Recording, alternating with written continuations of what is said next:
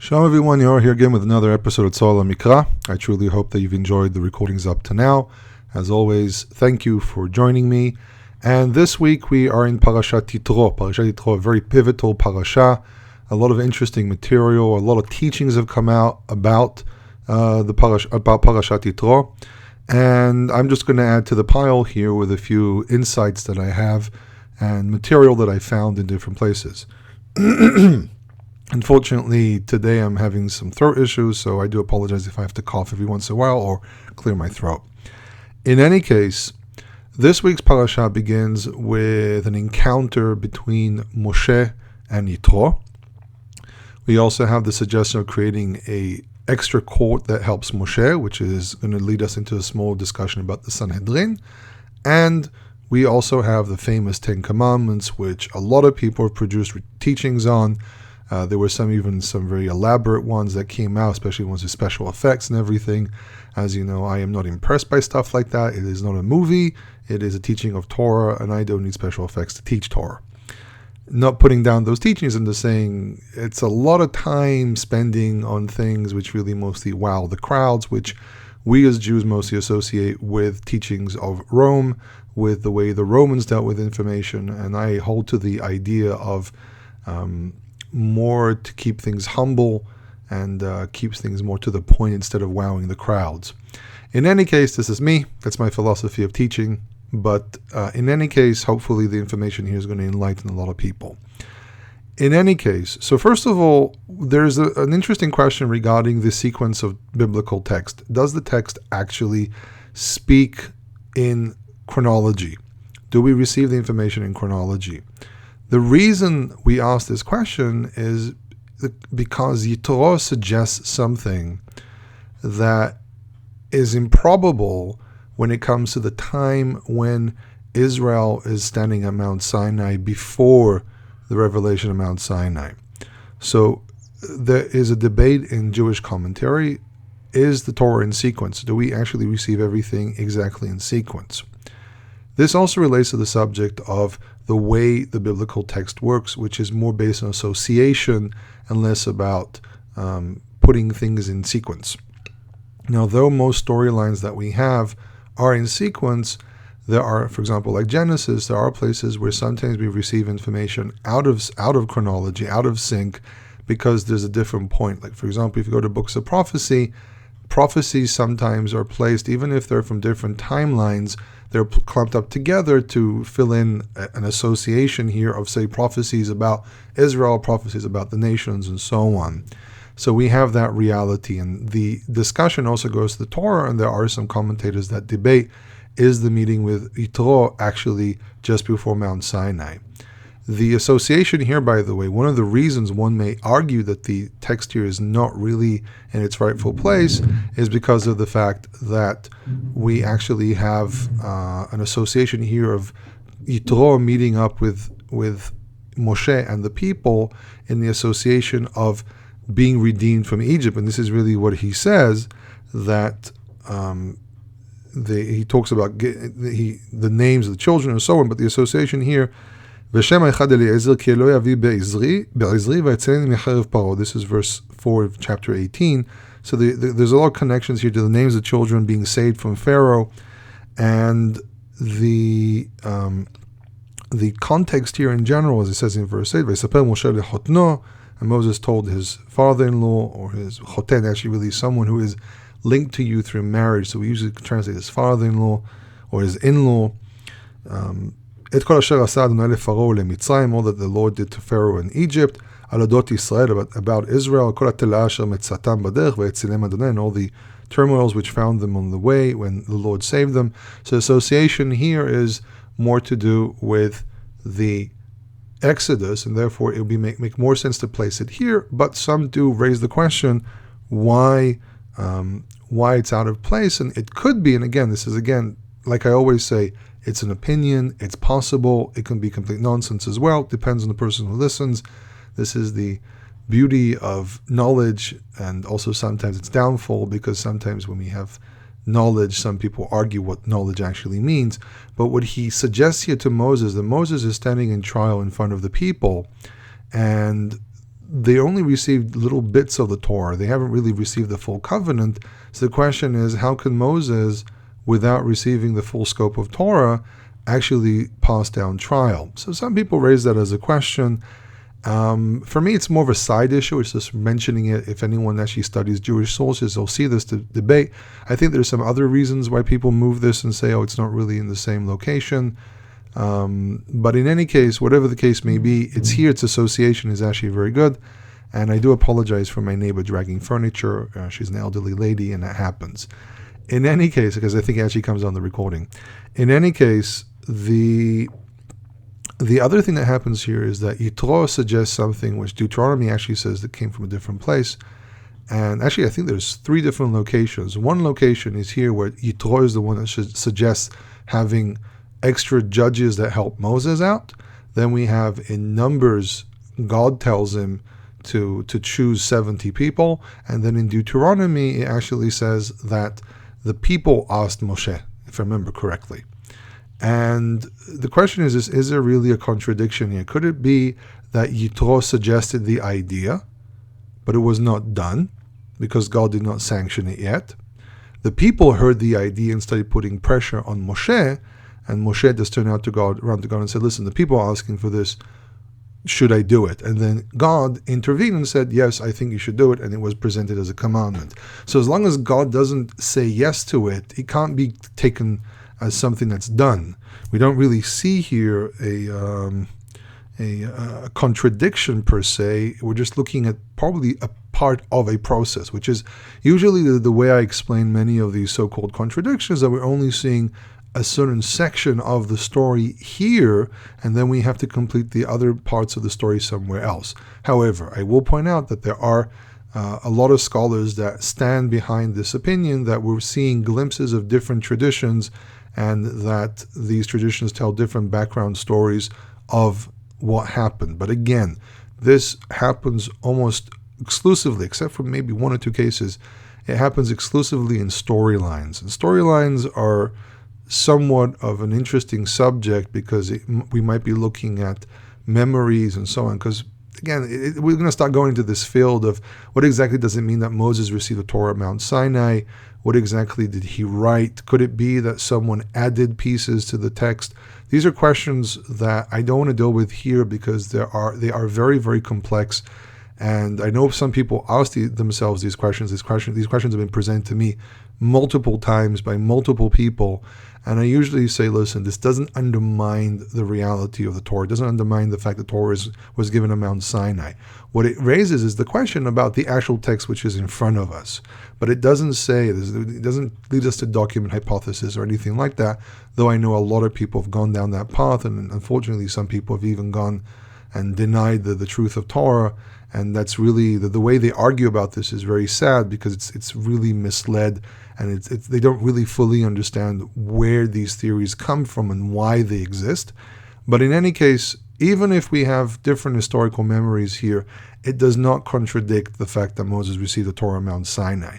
What it might mean is something to do about the text we have in front of us, but that's besides the point. But what's interesting here is the fact that we can actually kind of say that there are different aspects of one larger story that we're not being told the full scope of it. Here we're being told a glimpse of it, which it is expanded upon later in the book of Numbers, and we receive another aspect of it in Deuteronomy. It's important to point out about anything in storylines, anything that happens, anyone that watches, for example, a movie with a complex storyline can notice the fact that sometimes the storyline is seen from different angles and you understand it. You understand it better.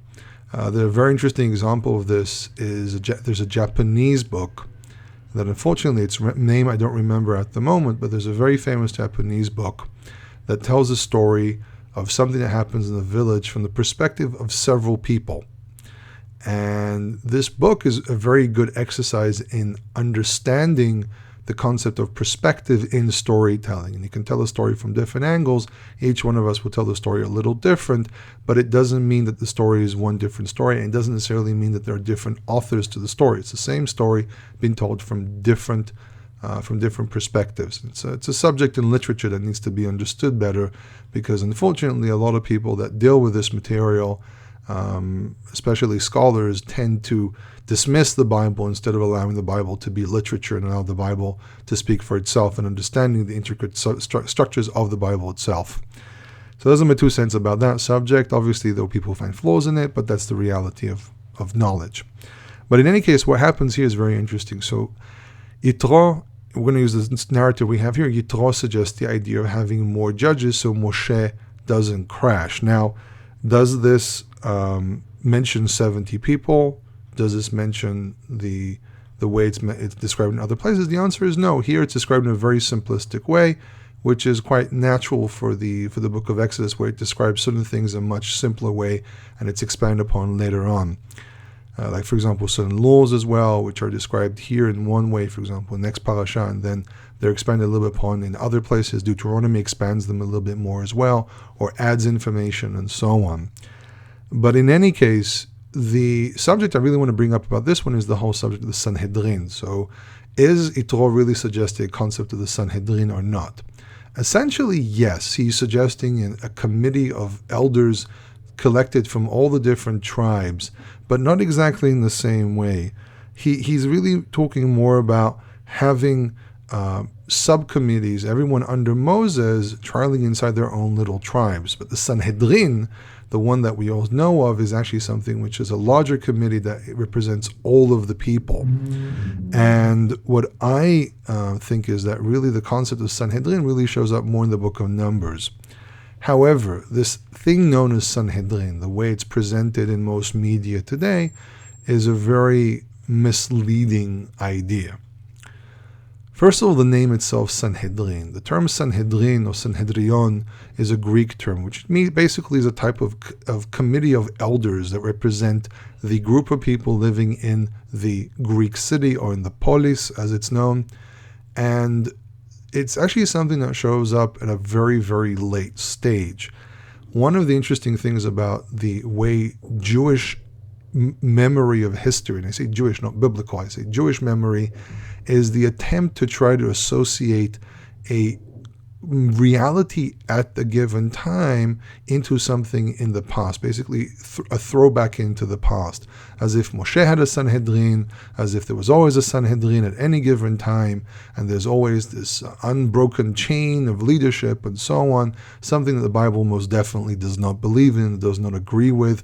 The Bible actually stresses over and over again the lack of leadership, the lack of kingship, the lack of obedience, which created massive holes even in the temple itself. And many of the kings, which are presumably the heads of the Sanhedrin, didn't act upon the Torah in the righteous way, and many of them rebelled, and so on. So it's very difficult to accept the concept of Sanhedrin prior to the Hellenistic period. In the Hellenistic period, we start hearing of this term Sanhedrin, but Sanhedrin itself is a committee that appeared in several areas. There wasn't one in Jerusalem. There were actually several scattered in different, wouldn't call them provinces, but areas, divided areas in Judea and Israel in general, that had their own committees. And each one of these little provinces was known as a Sanhedrion because it had its own committee that stood in the head of it that dealt with whatever the place needs. This is a very good part of how the Seleucians and the Ptolemies governed the areas they lived in. They always created districts. I mean, the best word is district, really. They always created districts, and the districts governed the places, and these districts would be very, very small. For example, in Egypt around this time, there were about 40 different districts.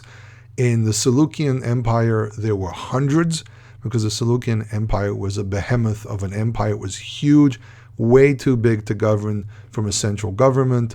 And Judea was divided to about 5 different Sanhedrionim, or Sanhedrions, which meant that they had 5 different committees. But it seems to be that at this stage, they came up with this idea that really we need a committee that governs the people. So the moment they were able to get rid of the Hellenized Jews, and they were able to retake Jerusalem, they basically developed this concept of the Sanhedrin. So really one must say that the Sanhedrin is not a biblical concept, it is a Greek concept. It doesn't undermine the fact that most nations had to have some kind of leaders of elders that governed them, but a central committee of elders that sit in Jerusalem next to the temple seems to be something I would say relatively new, which raises the whole question of authority. If this is not authoritated in Torah as a committee that makes decisions for the entire people, so what does? The Torah itself actually speaks about this in Deuteronomy. It says, if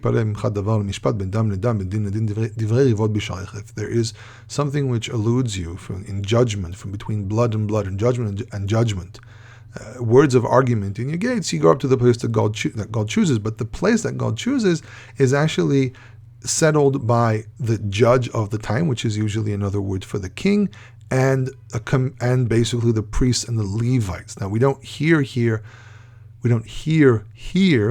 E-A and E-E, we don't hear of a committee of 70 elders, anything like that. Basically, what you do is you arrive at the temple and you have the priests and the Levites and the king, who's supposed to be the one who supervises the keeping of the Torah in the general public, and you go to them and you ask what the law is. You're not going to sit in front of 70 elders. It doesn't really have a description like that.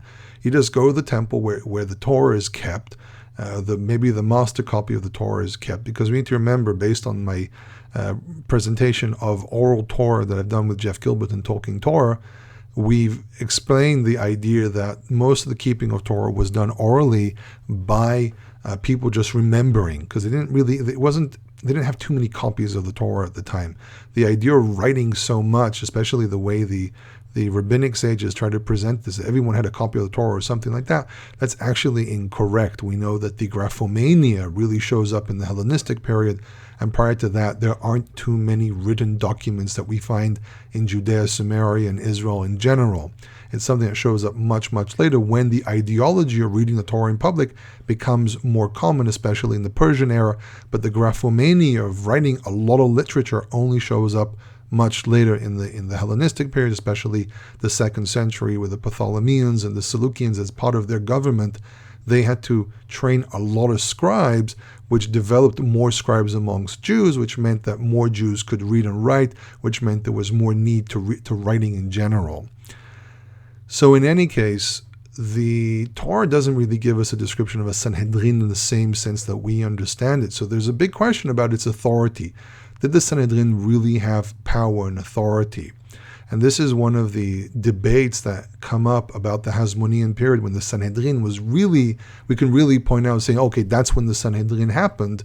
There's a big debate about this, because even with the Sanhedrin, the Hasmoneans very quickly decided to try to usurp power to their own hands. The other thing that we have are hints in the rabbinic sources of a Sanhedrin shel Kohanim, which is a Sanhedrin that's based on this priest, which probably means a Sadducee Sanhedrin. And it seems to be that there were probably other people trying to have authority, trying to take authority over what the Torah is. So it raises a lot of questions on how much authority and power this Sanhedrin of probably the Pharisees actually had. And the authority was usually in the hands of the king, especially during times of, what was his name? Let's see. Either Yochanan Hyrcanus, or John Hyrcanus, or Alexander Genius, which is Alexander Yanai. We're not too sure. So either, if it's Yochanan Hyrcanus, it's around the year 134 to 104 BC, or if it's Alexander Yanai, 103 to 76, which is before the Romans stepped in, but that's when the concept of Sanhedrin shows up. And around that time, it depends on the different sources we have. If we're talking about Josephus or the Talmud, they're different. There are some contradictions between these sources, but some of the middle kings of the Hasmonean family would make decisions, arbitrary decisions, based on who they favor, and gave them the control over everything. So there's a time the Sadducees were in control, sometimes when the Pharisees were in control. So this concept of Sanhedrin, as much as we like to romanticize it, is something that didn't live for very, very long. I would say that during the Hasmonean period, maybe around the times of Shlom Tzion, which is about 9 years, from the year 76 to the year 67 BC, the Pharisees really had control. But Aristobulus and Hyrcanus, the two brothers who battled one another and actually brought the Hasmonean kingdom down to its knees because they weren't willing to accept the fact that they're becoming weaker and the Romans really stepped in, they basically destroyed the Hasmonean kingdom, which meant it weakened any form of authority. And when the Romans stepped in, after Matityahu Antigonus, who reigned from the year 40 to the year 37, after he lost power and Pompey marched into Jerusalem in the year 63 BC, the concept of authority was almost lost. I mean, at that time, the Romans didn't have direct control. The Romans never took direct control of a place unless it was necessary. But very, very quickly, Herod the First, or Herod the Great, became the leader of the king of the province of Judea. He gave a certain level of autonomy, but at the end of the day, he did undermine the authority of the Sanhedrin. When Arichleus and then Hordus Antipas where there was still under indirect control, but then the Romans around the year 4 BC, after Herod died, actually wanted to have direct control. They had direct control for quite a while until the year 34, and then Agrippa I and Agrippa II were in control for a very, very short time. But really we see from around the year, approximately the year, I would say, after Agrippa, so around the year, no, even prior to that, there was an official king, but really the rule was under the hands of the Romans. And the Talmud actually mentions that the last 40 years, basically from the year 30 to the year 40, the Sanhedrin, no Sanhedrin had authority of execution, no Sanhedrin had authority to really pass any judgments except for like small internal Jewish things like keeping the Sabbath and so on. But even then, the person with the imperium, with the control over any judgment, any real judgment, had to go through the Romans. So this concept of Sanhedrin, as much as we like to romanticize it, it is not as powerful as we would think. There are massive limitations. So maybe there was a Sanhedrin that was in power for several decades, but it wasn't in that much power as one would think. Okay, so that's about the Sanhedrin. I've been thinking of bringing this up for quite a while, but this was a very good opportunity of it. Then I really want to skip ahead straight into the Ten Commandments. And first of all, one of the questions that was raised about a year ago between a discussion with a friend of mine was the revelation of Mount Sinai really God himself? And was God really the one speaking there? And I don't remember all the details of the discussion, but there is this opinion that says that really in the Ten Commandments, it wasn't God himself. It was a very big representation of God, but it wasn't God himself. Now, the problem is it says Vaydaber Elohim et kol hadevarim ha'eleh lemor. It doesn't say Vaydaber Yud Hei Vav et kol hadevarim ha'eleh lemor. It says Elohim, which some people raise as a question: could it be someone else? There is a midrash that says the first two commandments were said by God himself, and then the rest Moses spoke out loud. There's a midrash that says the old Ten Commandments came down in one massive speech, and it was incomprehensible to human beings, so only Moses understood it, so Moses repeated everything. It was really Moses speaking the whole time. It's an interesting thing. What's interesting here as well is the fact that the voice of the sound here is more represented as a shofar. It says Vayikol hashofar holech vechazek meod, and the sound of the shofar was growing and intensifying to a great point. Moses spoke. This is verse 19. Va'Elohim yanenu v'kol, and the Lord, or God, responded with a voice. And it says in verse 20, Vayered Adonai al har Sinai el rosh har. It says that the Lord Yud Hei Vav went down on the top of the mountain. So I, by most, say no. This was an actual revelation of God Himself. It was not it was not just a show, but there was no one behind the curtain. Well, there was actually not even a curtain. God Himself actually appeared, but He had to be concealed. He had to be hidden behind a cloud, because the seeing God is impossible. And this is actually what it says in Deuteronomy. It says He didn't see any image; He only saw a consuming fire. But even the consuming fire was hidden behind a cloud of smoke. And the whole idea here is that the presence of God has such a massive impact on reality that it could only be sustained for a very, very short period of time without it fracturing the reality. This is an idea I've been developing for several years now, but the concept of what is holiness, what brings holiness, the holiness touching the reality we in, and how the holiness in our reality is able to come in contact with the divine. There's this link that enables the presence of God and our universe to come in contact with one another, but the contact has to be very, very limited.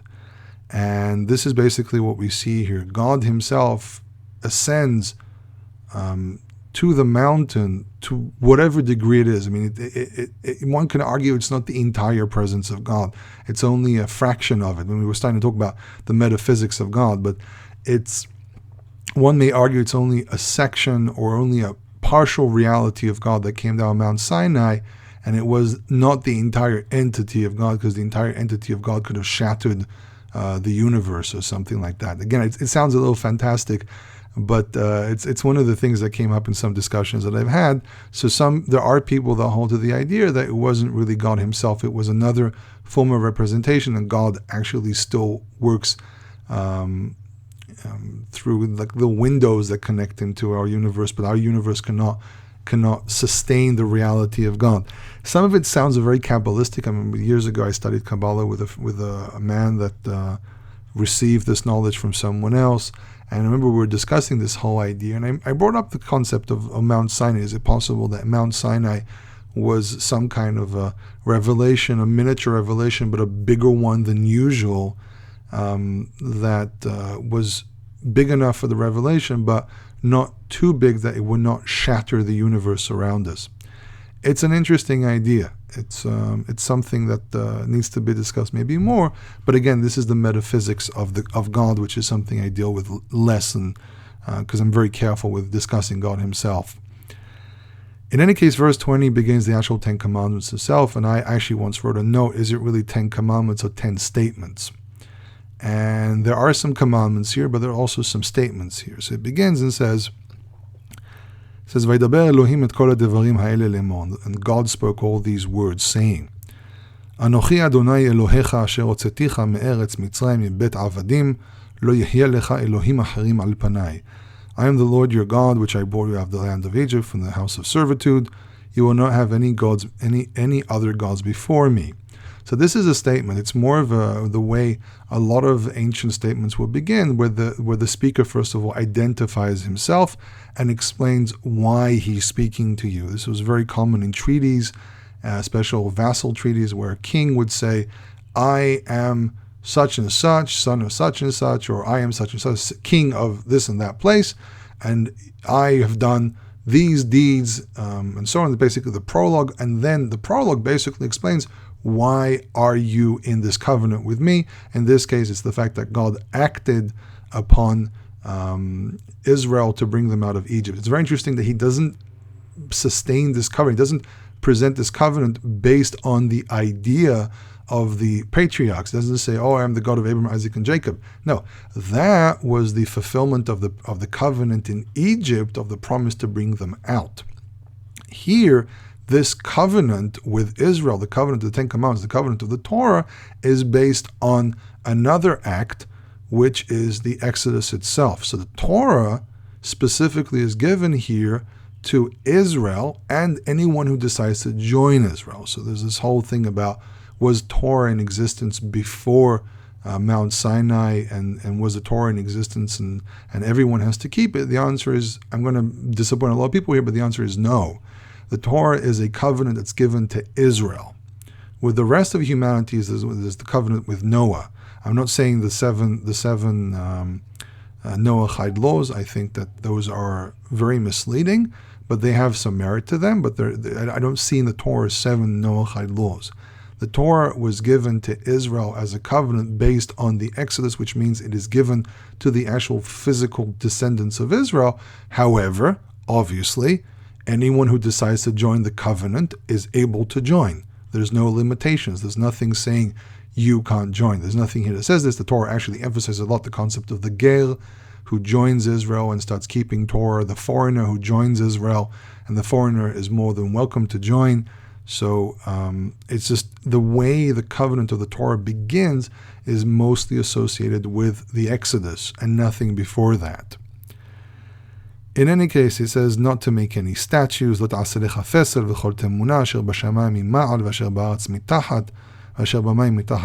is verse 3.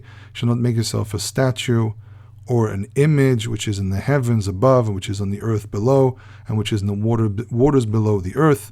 You will not bow down to them or not worship them.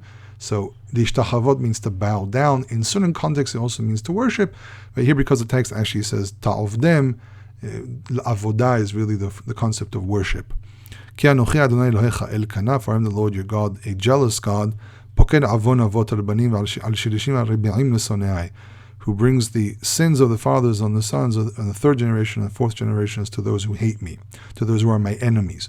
So a lot of people ask this question, what does it mean that he brings this judgment upon them? What have the children done? What about Ezekiel 18?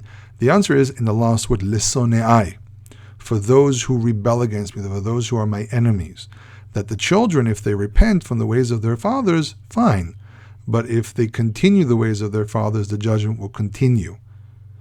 The parents open up a door that can bring judgment upon the children, but the children have the way to fix it. So we're not talking about the family curse. The family curse is a Greek concept, period.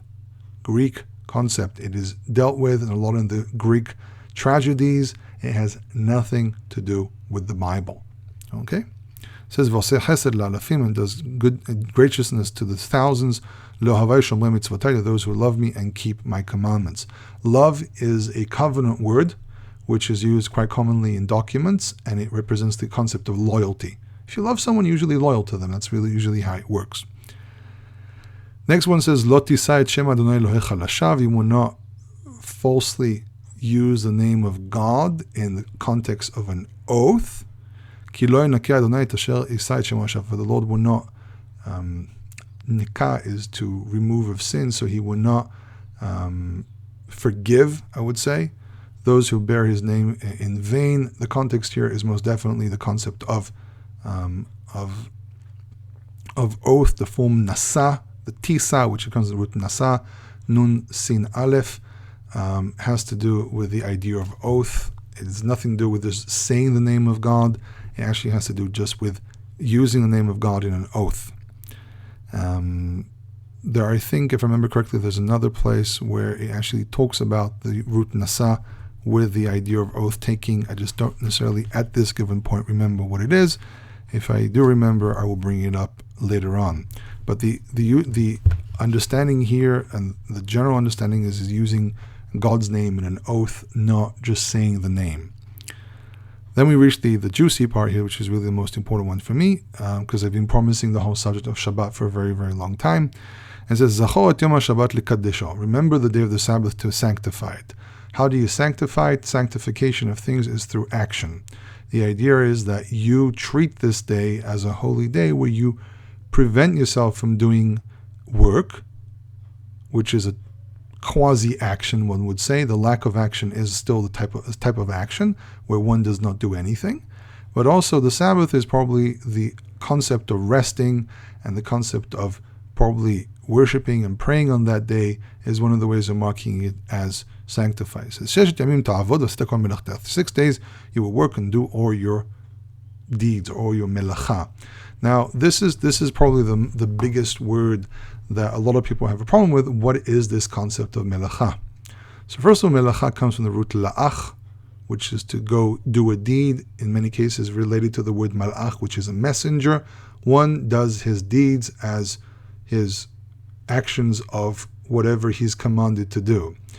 Now, the very commonly, a lot of commentators speak of Shabbat being mostly, melacha being mostly the concept of work in the field. The majority of people amongst the Israelites were probably farmers. This is why tithe mostly comes from farm work, from bringing things from the land, though we do find tithing also from the livestock. And we even find situations where if one cannot bring their produce or their livestock, they can actually change it into money. Answering that question, can people tithe with money? The answer is yes. However, the tithing that goes to the actual temple, which means it goes to the priests, cannot really be fulfilled today. But tithe, for example, to Levites is still possible. It's a complex subject. I actually did a recording about this several years ago. You can go listen to that recording on Truth to You, called 10% More or Less, I think he called it in the end. I might even have the recording on my website. But I go into a detailed discussion about this concept of tithing. And in any case, so a lot of scholars try to associate the concept of melacha with farm work, because that's what most people did.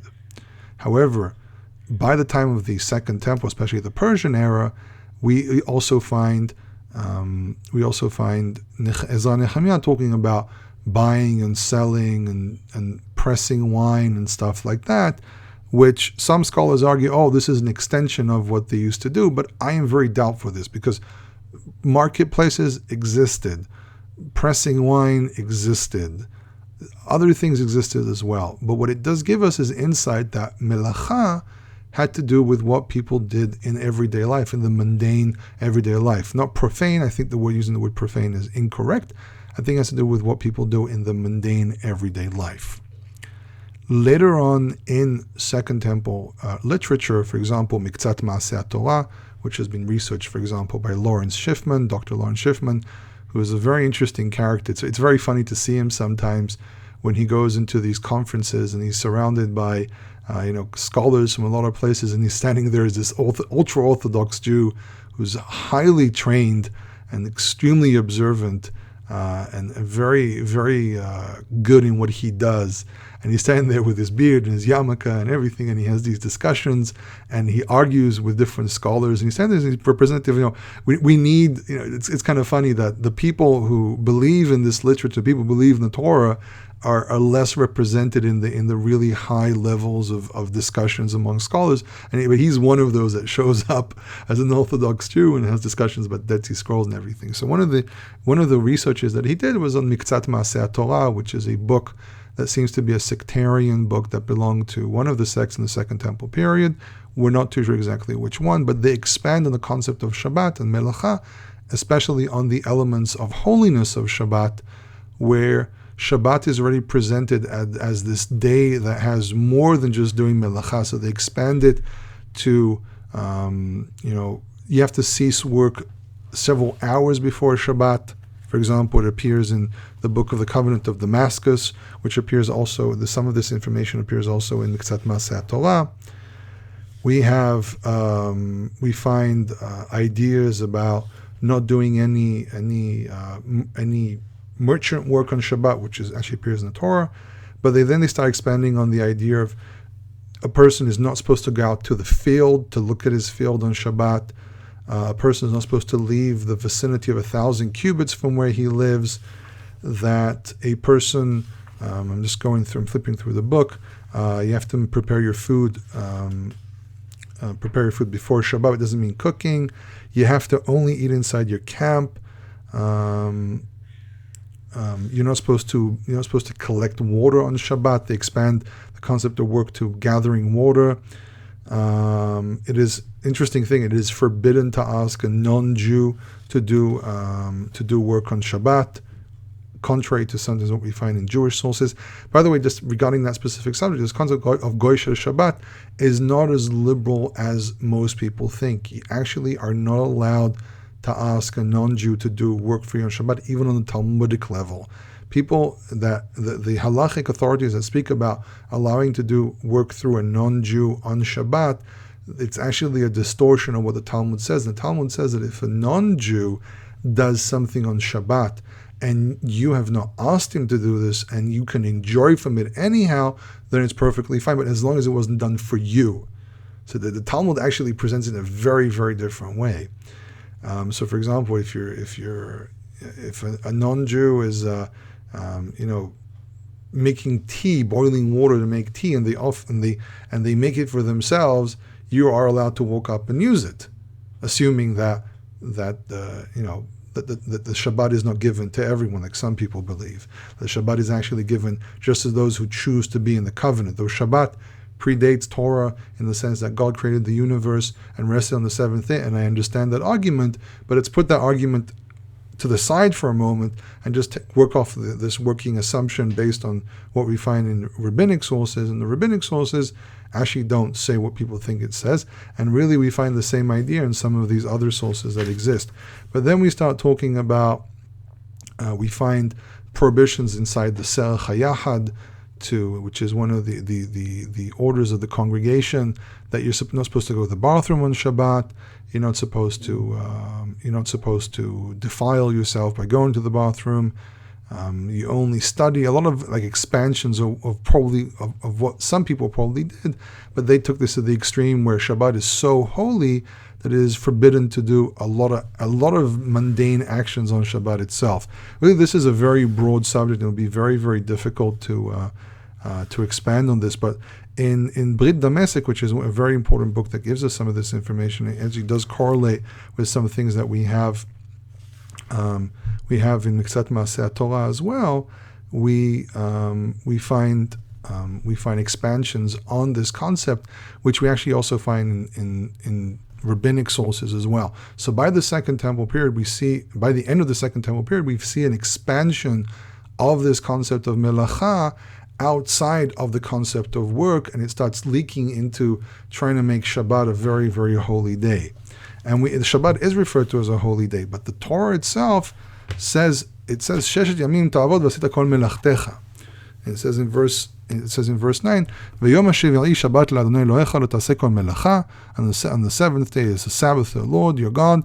You shall not do any work or any melacha, you and your son and your daughter and your servant and your handmaid or your female servant and your animal and your ger. So this, you see, the Torah, for those who decide to join Israel and have not gone through the full covenant, still have to keep Torah, still have to keep the Sabbath, Asher B'Sharecha, which is at your gates, because usually the ger was a person that would sit at the gate mostly because they were foreigners. So in many cases they would stand at the gate to try to make money through mundane jobs until they established themselves. Maybe that's why it mentions the gates.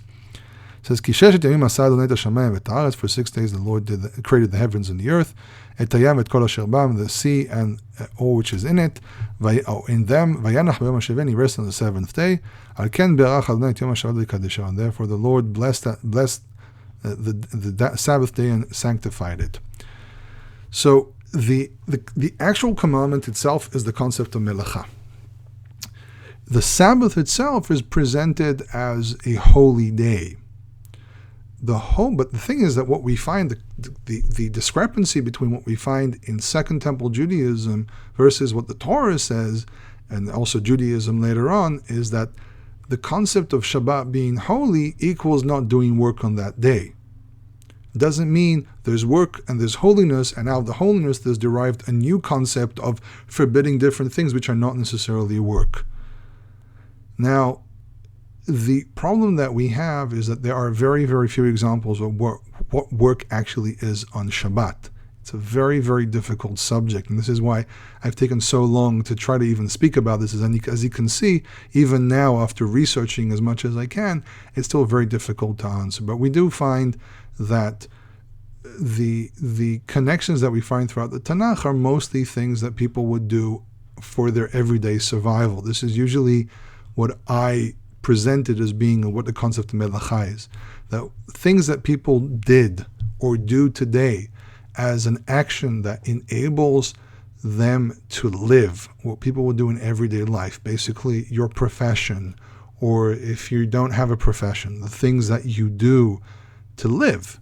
For example, there are people who are more into, for example, trading. They buy things and they sell things. They're type of peddlers, but they don't have a profession. This is not necessarily a profession. They just work things out for themselves. I have several friends that do stuff like that. All legal, by the way. It's just an issue of because when you describe something like that, it sounds as if they're buying, selling, God knows what they're doing. But no, it's all legal. So the term melacha appears in a lot of places as a person's profession. What do you do in your life? What do you do? Like most people ask today. So what do you do? Oh, I do this and that. So that seems to be the broad meaning of what melacha is. In the more narrow meaning, it seems to be that we need to think about what people did back then. And a lot of people were farmers, were merchants, were herders. And later on, when the kingship developed, people became scribes and court officials and maybe somewhat bankers and stuff like that. And this is what people did for their livelihoods. I would say melacha here is not in the sense of work as, for example, carrying things, and the way Rabbinic Judaism presents it is, for example, work is, for example, hunting an animal, stripping of its skin, and processing the skin and so on. That's not really what the Bible refers to as work. What the Bible refers to as work is what you do in your life. Now, the question is raised, for example, regarding the manna. The previous parasha, we have the manna. They're told to gather the manna before Shabbat, and they cook whatever they cook, and they bake whatever they bake, and everything that's left is for the next day. So here we do find a limitation that expands upon the concept of melacha into not what you do in the sense of what you do for your profession or your survival in this world, but survival in this world as what you make your money from. It's also what do you do as life? What do you do to just continue taking what you do in your melacha and bring it into your everyday life? So, for example, going out and collecting food. If it's a marketplace where you go hunting, it's still one may argue is still the same thing. So we also find in the concept of food that you are not supposed to go out and gather your food, which can also entail the concept of hunting and foraging and so on. I think the word is foraging. If I'm wrong, I apologize. And things of that nature. The next thing that we also have about Shabbat is fire. Fire has been a big argument amongst different groups, especially with friends of mine I discussed this with. I take the position that we're not actively allowed to have fire. That if we do fire of any sort, then it's forbidden. But a lot of people connect it to fire and work. They have a fire. It's usually connected only to work. So, for example, if I just start a fire to keep warm, it is not a form of work. But then we need to ask ourselves a different question. What about the man who gathered firewood? He wasn't judged for making a fire. He was judged for collecting the firewood. So there are a lot of different opinions about what does this actually mean. To say he was trialed because he was going to make a fire, so the collection of wood is not what's forbidden, it's what was about to come after that, is a problematic argument because you're going to judge someone for something he has not done yet. So it seems to be that the concept here is to trial someone for something he is doing at that current moment, which means gathering the firewood, which gives us another possibility here that again, it goes into what people would do in their mundane life for survival. The same way gathering food is survival, gathering firewood is survival as well. So what do you do if you have the firewood already in your house? You already have the logs, whatever it might be. Can you start a fire? And this is where the discussion really begins. Is the fire limited to the concept of work? Does it appear in the pretext of work, or does it appear in the pretext of just fire in general? And that's where the argument begins. And there are people who are divided up about this one like you would not believe. And my usual explanation here is that we are looking at fire without the context necessarily of work, fire in general. Because if we go to Parashat Vayakhel, which is towards the end of Sefer Shmot, we actually have. I'm just trying to find it. Give me a second here.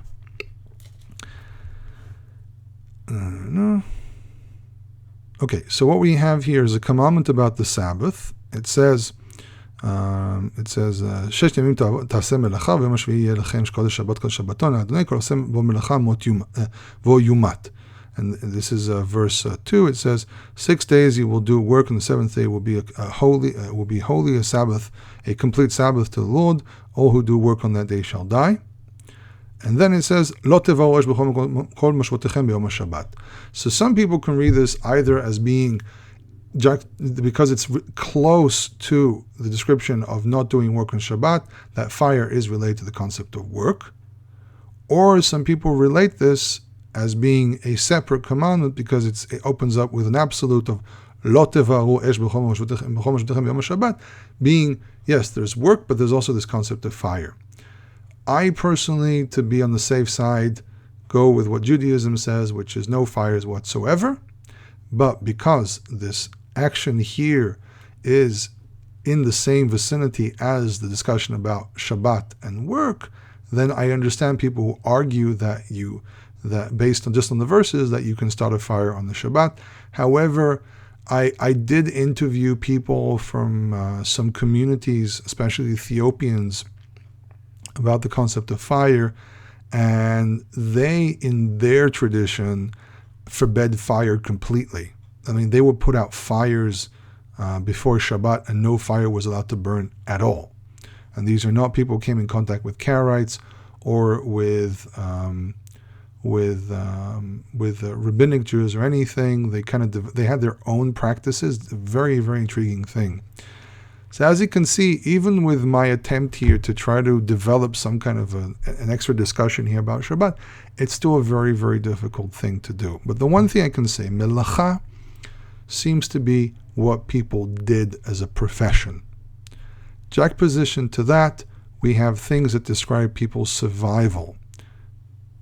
Getting food, there can also be intel going to the supermarket, gathering your food, stuff like that. You need to make sure your food is there before Shabbat. You're not supposed to go out to the field looking for your food. That's a type of work as well, which was, by the way, a profession some people had. They would go out and gather different fruits and things that grow in the wild, or pick wood, or hunt, or whatever it might be. So that also existed. Some people took it as a professional lead, and some people just did it because this is what life demanded of them. So we have that as well. So one can say going to the supermarket today on Shabbat is forbidden, especially with the description of marketplace in the book of Nehemiah that clearly defines this. But I would say that melacha very clearly is what people do as their profession. For example, I'm a teacher. I don't teach on Shabbat. If I do, but the thing is, for example, someone does ask me to speak during Shabbat or teach someone during Shabbat, I'll do it, but I just don't take any money for it. But my profession itself, I don't do it on Shabbat. I don't teach on Shabbat in the sense of what I do for Hebrew lessons and stuff like that. If a person is an accountant, they're supposed to do any accounting on that day. If a person is a housewife, then I would say anything to do with being a housewife. Raises a question regarding, for example, can you, if someone spills something on the floor, can you clean it up, or do you have to leave it there? I would say you can clean it up. But the idea is that a housewife, which is, by the way, a full-time profession. Anyone who undermines that is wrong. Being a full-time housewife or full-time house husband is a full-time job. It requires a lot of work. It requires keeping an eye on the children and so on. And there are even governments that decide to recognize being a housewife as an actual profession. Not too many, but some of them have recognized this.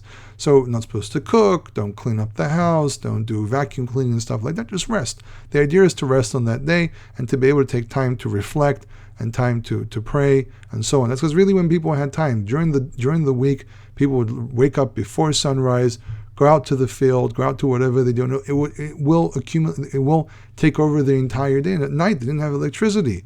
And burning the oil is very expensive. So they'll sleep at night. Only during Shabbat, only when they wake up on Shabbat morning, they can wake up a little later, they can sit there and reflect, because there was no television, they had nothing else. So really it was a time to reflect, and this is why I really suggest for people to take Shabbat to disconnect. Take Shabbat to disconnect from media, take Shabbat to disconnect from television, from the news and so on, and just reflect on this time. Listen to recordings about Torah, pray, study, let your brain kind of mellow out and allow itself to relax. I mean, I, for example, am very obsessive about studying, especially because of my degree.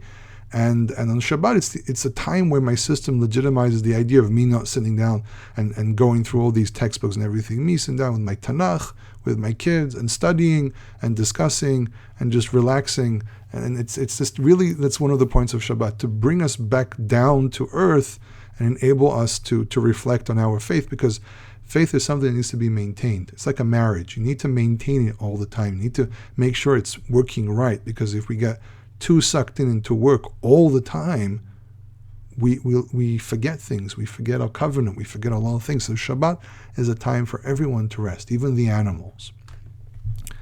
Then we have the commandment of respecting your parents. I can't really expand anymore because we're kind of running out of time here. But respecting parents, I've explained this before, that really what it means is there's a lot of stuff that has to be done in everyday life. It doesn't mean the parent is a tyrant over the child. It doesn't mean the parent can abuse a child. But what it means is a child needs to show signs of respect, not to speak back to the parents, in many cultures to stand before them, not to sit in their seat. But a parent can't abuse a child. I mean, the parent strikes a child for no apparent reason. That's not called respecting your parents. This is basically child abuse.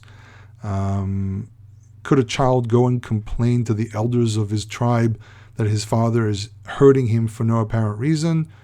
Probably. Question is how would they deal with such a situation is a very, very good question. The last thing I want to talk about here is a very important subject about the concept of the temple.